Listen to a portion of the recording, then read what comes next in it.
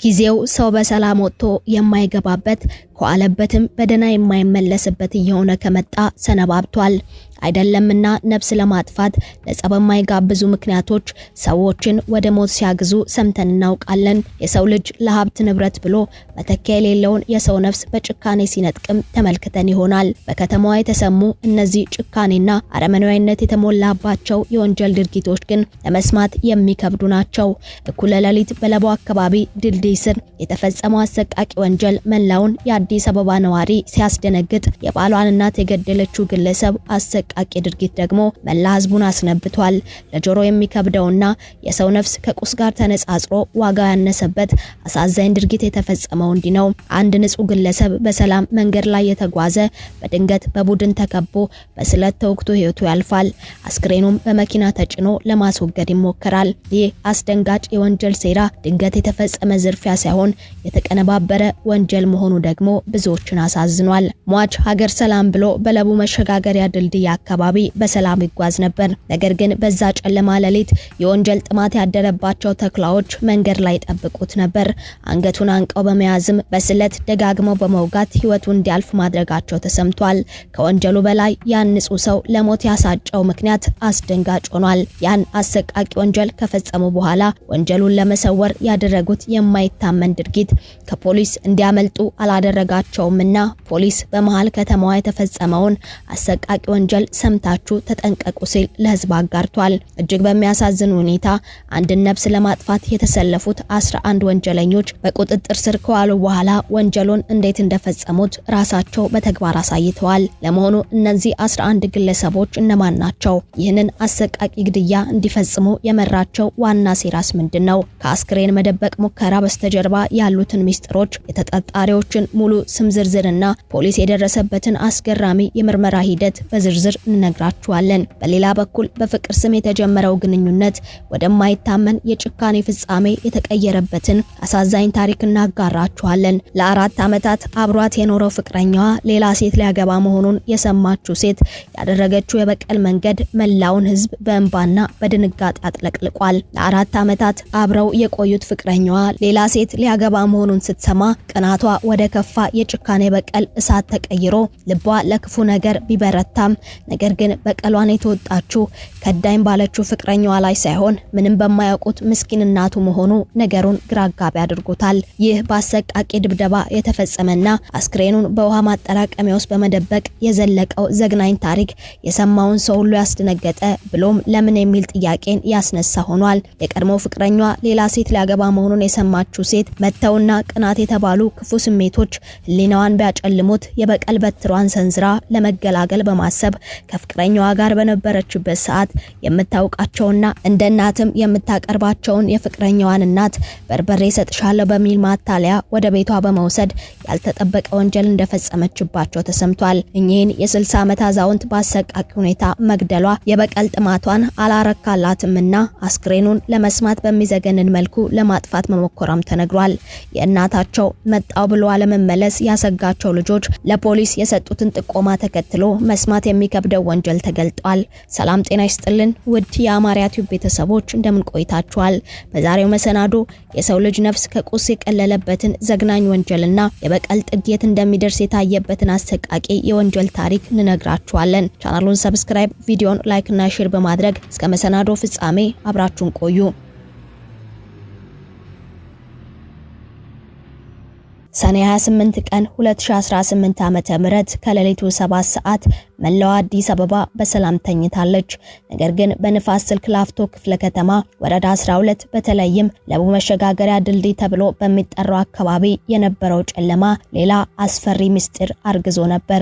አቶ ዘይኑ ፈድሎ የተባለ ግለሰብ በዚሁ አካባቢ በእግሩ ይጓዝ ነበር። ይሁንና በዚያ ጨለማ ሌሊት የወንጀል ጥማት ያደረባቸው 11 ተኩላዎች መንገድ ላይ አድፍጠው ይጠብቁት ነበር። ወንጀለኞቹ በቡድን በመሆን በድንገት ከበቡት። አንገቱን አፍነው በመያዝም መንቀሳቀስ እንዳይችል ካደረጉት በኋላ በጨካኝ እጃቸው በስለት ደጋግመው ወጉት።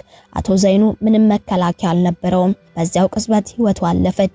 ይህን ሁሉ አሰቃቂ ጭካኔ የፈጸሙት ግን ለአንዲት ስልክ አቶ ዘይኑ በኪሱ ለያዛት ሳምሰንግ ሞባይል ስልክ ብቻ ነበር። ወንጀለኞቹ ግድያውን ከፈጸሙ በኋላ በድንጋጤ አልተበተኑም። ይልቁኑ ወንጀሉን ፍጹም አድርገው ለመደበቅ ሌላ አስገራሚ ሴራ አዘጋጁ።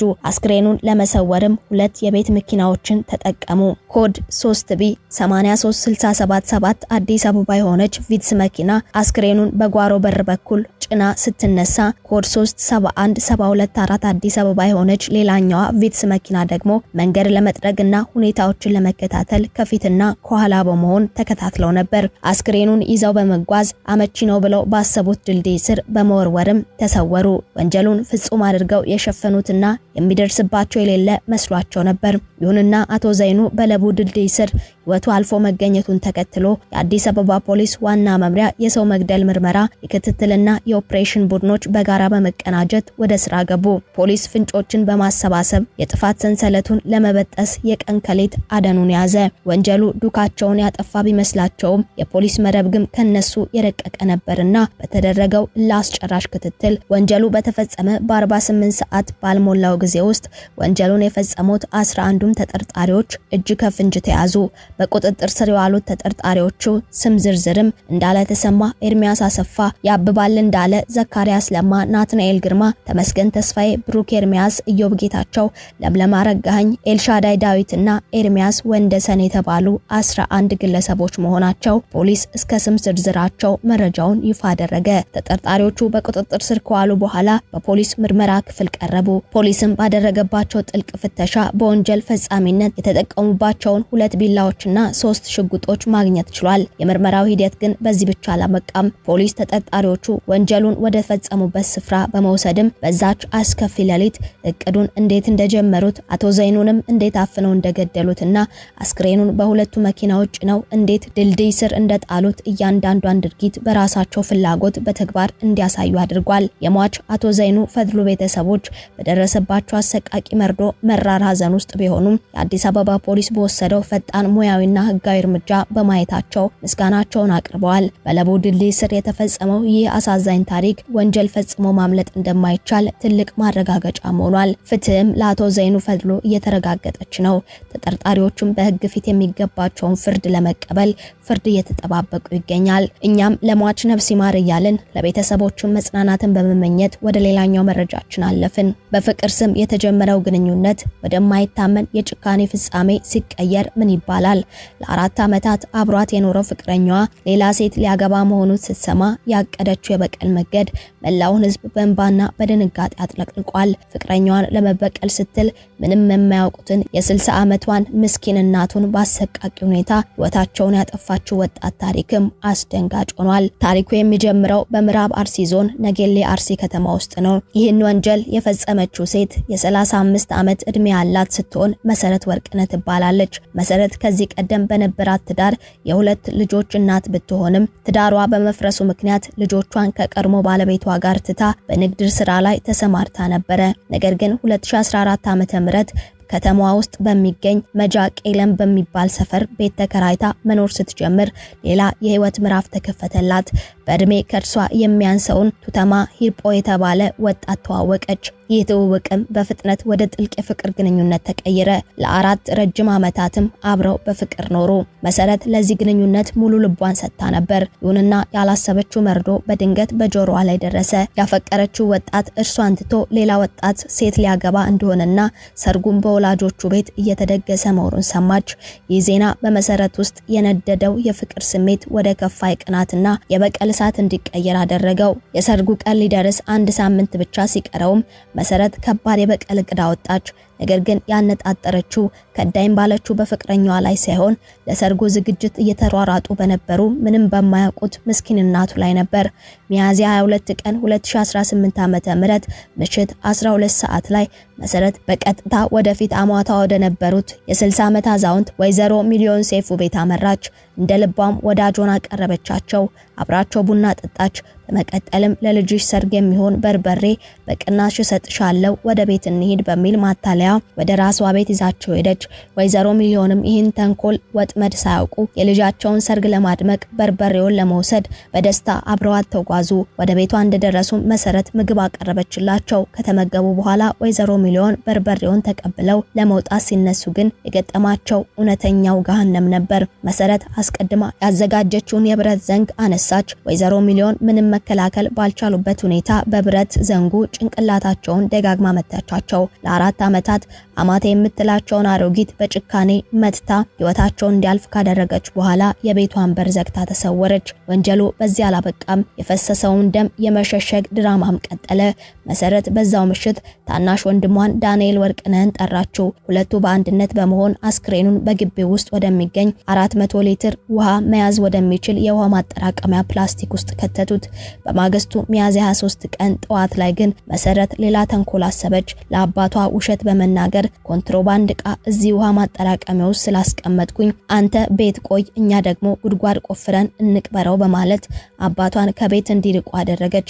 በመቀጠልም ከታናሽ ወንድሟ ዳንኤል ጋር በመሆን በግቢ ውስጥ የቆሻሻ መጣያ ጉድጓድ ቆፍረው የ60 ዓመቷን አሮጊት አስክሬን በሚስጥር ቀበሩት። አሮጊቷ እናታቸው በድንገት መጥፋታቸው ያሳሰባቸው ልጆቻቸው ፍለጋቸውን ቀጠሉ። በመጨረሻም እናታቸው ከመጥፋታቸው በፊት ከመሰረት ጋር አብረው ከቤት ወጥተው እንደነበር የሚገልጽ መረጃ ደረሳቸው። ወዲያውኑም ለነጌሌ አርሲ ፖሊስ ጥቆማ ሰጡ። ፖሊስ መሰረት ወርቅነህንና ታናሽ ወንድሟን ዳንኤልንም በቁጥጥር ስር አውሎ ምርመራ ሲጀምር ሁለቱም ወንጀሉን መፈጸማቸውን አመኑ። አስክሬኑን ቆፍረው የቀበሩበትንም ቦታ ለፖሊስ በገዛ እጃቸው መርተው አሳዩ። የምዕራብ አርሲ ዞን ከፍተኛ ፍርድ ቤትም የሁለቱን ተከሳሾች የጥፋተኝነት ደረጃ መርምሮ የመጨረሻ ውሳኔ አስተላለፈ። አንደኛ ተከሳሽ መሰረት ወርቅነህ አስቀድማ ቅዳ ሰውን በመግደል ወንጀል በ23 ዓመት ጽኑ እስራት እንድትቀጣ ወስኖባታል። ሁለተኛ ተከሳሽ ዳንኤል ወርቅነህ ወንጀል መፈጸሙን እያወቀ ወንጀለኛውን ለመርዳትና አስክሬን ለመሰወር በመተባበሩ የ1 ዓመት ከ9 ወር እስራት እንዲቀጣ ወስኗል። በቅናት የጀመረውና በጭካኔ ያለቀው ይህ ታሪክ ለብዙዎች ትልቅ ትምህርት ጥሎ አልፏል። እኛም በቻናላችን ስም ነፍስ ይማር እያልን ለተጎጂ ቤተሰቦች መጽናናትን እየተመኘን የዛሬውን መሰናዶ አበቃን። አብራችሁን ስለቆያችሁ ከልብ እናመሰግናለን። ዳግም በሌሎች ወቅታዊ መሰናዶች እስክንገናኝም በያላችሁበት ቸር ቆዩልን።